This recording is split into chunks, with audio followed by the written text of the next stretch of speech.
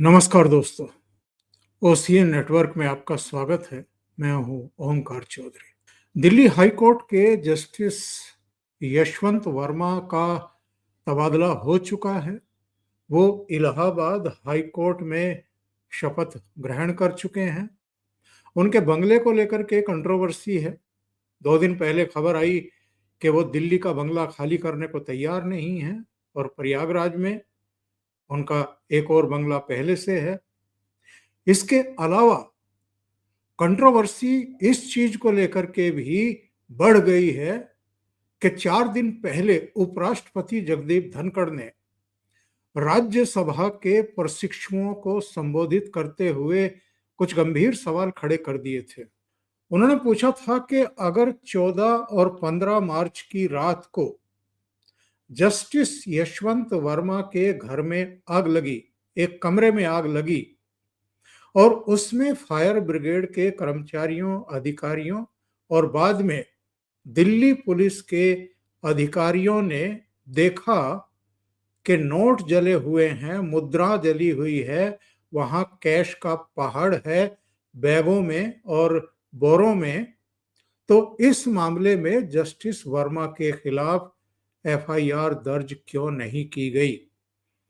उन्होंने 2-3 प्रमुख सवाल खड़े किए थे। उन्होंने पूछा था कि 7 दिन तक देश को इतनी बड़ी घटना से अनजान क्यों रखा गया, उसकी जानकारी देश को क्यों नहीं दी गई। नंबर 2, एफआईआर दर्ज क्यों नहीं की गई। और इसी में यह भी निहित है कि जो जली हुई मुद्रा हाई कोर्ट के जस्टिस के घर के कमरे में मिली, उसको जब्त क्यों नहीं किया, जब्ती की कार्रवाई क्यों नहीं हुई।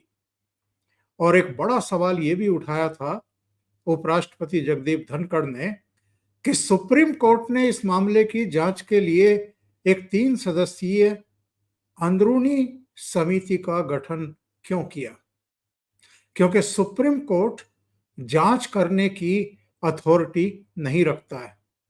तो सुप्रीम कोर्ट ने सीधे एक अंदरूनी समिति बनाकर के इस मामले पर लीपापोती करने की कोशिश क्यों की। और अगर ये 14 और 15 मार्च की रात का किस्सा है, जब आग लगी और पता लगा कि जस्टिस वर्मा के घर में कैश का पहाड़ था, वहां आग लगी थी और वो जल गए, रुपए आधे से भी ज्यादा जल गए, तो ये सवाल खड़ा हो रहा है कि 1 सवा महीने बाद भी अभी तक एफआईआर दर्ज क्यों नहीं की गई है। जस्टिस वर्मा ने इस 3 सदस्यीय कमेटी के सामने जो बयान दिया वो भी चौंकाता है। उनका कहना है कि जी 14 और 15 मार्च की रात को मैं दिल्ली में था ही नहीं, मैं अपने घर में था ही नहीं। जब आग लगी तो संबंधित अधिकारियों को, जो मेरी बेटी वहां पर थी और जो सचिव थे, उन्होंने जानकारी दी, फायर ब्रिगेड को बुलाया, उसके बाद जो भी पुलिस अधिकारी आए उन्होंने अपनी कार्रवाई की और उन्होंने ये भी चौंकाने वाला बयान दिया कि जब ये सब आग बुझा करके वहां से गए तो मेरी बेटी या सचिव ने या वहां पर जो कर्मचारी थे उन्होंने उस रूम में कोई कैश नहीं देखा। यानी कैश की बरामदगी ही होने से जस्टिस वर्मा इनकार कर रहे हैं। अब बड़े सवाल खड़े हो रहे हैं। दिल्ली पुलिस और फायर ब्रिगेड दोनों के अधिकारियों से इस 3 सदस्यीय कमेटी ने पूछताछ की है और दोनों ने ही ये स्वीकार किया कि वहां से कैश बरामद हुआ था, वहां कैश मिला था, बरामद हुआ था ये बात नहीं कही। उन्होंने कहा कि जहां आग लगी थी वहां पर कैश मिला था लेकिन जब्त नहीं किया गया। और ये भी सवाल पूछा गया कि वीडियो डिलीट क्यों कराई गई। फायर ब्रिगेड के जो कर्मचारी थे उनमें से भी कुछ लोगों ने वीडियो बनाई थी कैश की। जो पुलिस कर्मचारी पहुंचे थे उन्होंने भी ये वीडियो बनाई थी। उनके मोबाइल फोन से वो वीडियो डिलीट क्यों कराई गई। तो इस पर जो जवाब आया है वो अपने आप में हैरतअंगेज है, चौंकाने वाला है। और इसी वजह से ये मामला ठंडा होने के बजाय तूल पकड़ता जा रहा है कि सब पर एफआईआर होती है। किसी के यहाँ अगर अनअकाउंटेड मनी मिल जाए, कोई इस तरह की घटना हो जाए, दुर्घटना हो जाए, गिरफ्तारी हो जाती है, उसका इंट्रोगेशन हो जाता है, उसको जवाब देना होता है कि इतनी रकम कहाँ से आई है। और जस्टिस वर्मा जो दिल्ली हाई कोर्ट के जस्टिस रहे और बाद में बहुत कंट्रोवर्सी होने के बाद उनका ट्रांसफर प्रयागराज वापस कर दिया गया जहां से वो आए थे, वो कह रहे हैं कि कैश तो वहां मिला ही नहीं, बरामद ही नहीं हुआ। वैसे एक चैनल के कार्यक्रम में गृह मंत्री अमित शाह से भी ये सवाल पूछा गया था कि साहब इसमें क्या कार्रवाई हुई और एफआईआर क्यों नहीं हुई। तो उनका कहना था कि कैश की जब्ती तब दिखाई जा सकती है जब एफआईआर दर्ज हो। इस मामले में चूंकि एफआईआर ही दर्ज नहीं हुई है तो जब्ती भी नहीं दिखाई जा सकती, राशि को जब्त भी नहीं किया जा सकता। अब इसमें पेचीदगियां क्या हैं? जो दिल्ली पुलिस के अधिकारी हैं, डीसीपी या एडिशनल डीसीपी, उनसे भी पूछताछ हुई है। और ये जो 3 सदस्यीय कमेटी का गठन हुआ है, ये जस्टिस वर्मा के 30 तुगलक क्रिसेंट आवास पर भी गए, उस कमरे का भी मुआयना किया जहां पर आग लगी थी।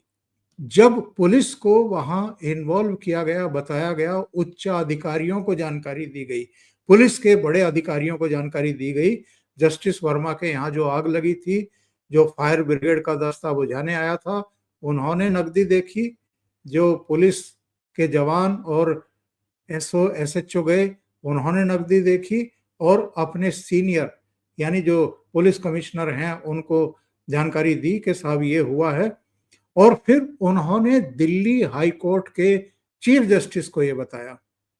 तो इन सब का ये कहना है समिति के सामने कि साहब तब तक एफआईआर दर्ज नहीं की जा सकती किसी जज के खिलाफ जब तक के सीजेआई यानी भारत के मुख्य न्यायाधीश से परामर्श ना कर लिया जाए। सीजेआई पर इसलिए भी फिर से इस मामले में भी सवाल खड़े हो रहे हैं कि उन्होंने एफआईआर दर्ज कराने के बजाय अंदरूनी समिति का गठन क्यों कर दिया।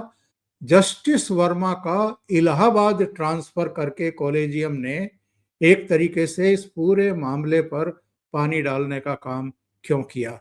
ये सवाल उठ रहा है, ये आरोप लग रहे हैं कि उनको बचाने की कोशिश की गई है। और जुडिशरी जो है वो जुडिशरी से जुड़े हुए कर्मचारियों को, अधिकारियों को, जजेस को किस तरीके से बचाने की कोशिश करते हैं, उसका ये श्रेष्ठ उदाहरण है। अब इसको लेकर के सवाल खड़े हो रहे हैं कि वो वीडियो डिलीट क्यों कराई गई मोबाइल फोन से, जो आग बुझाने के समय कैश में भी जो आग लगी हुई थी, जो बोरों में भरा हुआ था, बैग्स में भरा हुआ था, तब फायर ब्रिगेड के कर्मचारियों ने भी और वहां जो पुलिस पहुंची उसके कर्मचारियों ने भी उसकी वीडियो बनाई थी, उसको डिलीट क्यों कराया गया। तो जो सीनियर अधिकारी हैं उनके हवाले से ये बताया जा रहा है कि उन्होंने एहतियातन वो वीडियो डिलीट करा दिए थे, ये सोचते हुए कि ये वीडियो किसी गलत हाथ में ना पड़ जाए, गलत हाथों में ना पहुंच जाए। क्या इस बयान से, क्या इस तर्क से कोई संतुष्ट हो सकता है? और वो वीडियो जो डिलीट कराए गए हैं, सवाल तो ये भी खड़ा हो रहा है कि किसके कहने पर या किसके दबाव से ऐसा किया गया है, क्योंकि वो बहुत महत्वपूर्ण एक तरीके से दस्तावेज थे, प्रमाण थे। हालांकि सोशल मीडिया पर फिर बाद में सुप्रीम कोर्ट की वेबसाइट पर भी एक वीडियो जारी किया गया जब सीजेआई के ऊपर तमाम तरह के सवाल खड़े हुए इस पूरे प्रकरण को लेकर के, और ये कहा गया कि इस पूरी पूरे घटनाक्रम को ही दबाने की कोशिश की गई। 14 और 15 मार्च को अगर ये घटनाक्रम हुआ था, आग लगी थी, कैश बरामद हुआ था, तो 21-22 मार्च तक इसको दबा करके क्यों बैठा गया? यानी 7 दिन, 6 दिन, 7 दिन बाद इस मामले को सामने क्यों लाया गया? और वो भी तब जब किसी समाचार पत्र में इससे संबंधित एक खबर का प्रकाशन हो गया था। तब जाकर के ये मीडिया में आनी शुरू हुई।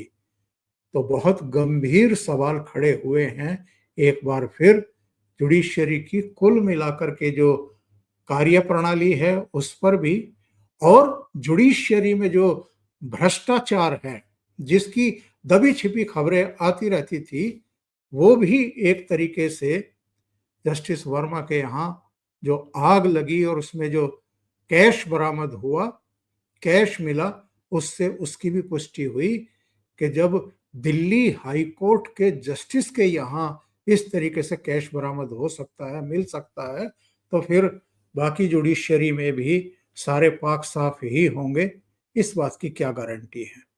अभी के लिए इतना ही। बहुत बहुत धन्यवाद। अगर आपको ये चैनल और इसके कंटेंट पसंद आ रहे हैं तो लाइक करें, कमेंट करें, वीडियो को शेयर भी करें। अभी तक अगर आपने ये चैनल सब्सक्राइब नहीं किया है तो सब्सक्राइब कर लें। साथ में लगे बेल आइकॉन को दबाना ना भूलें ताकि आगे आने वाले वीडियो और उनके नोटिफिकेशन आप तक पहुंचते रहें। बहुत बहुत धन्यवाद। नमस्कार।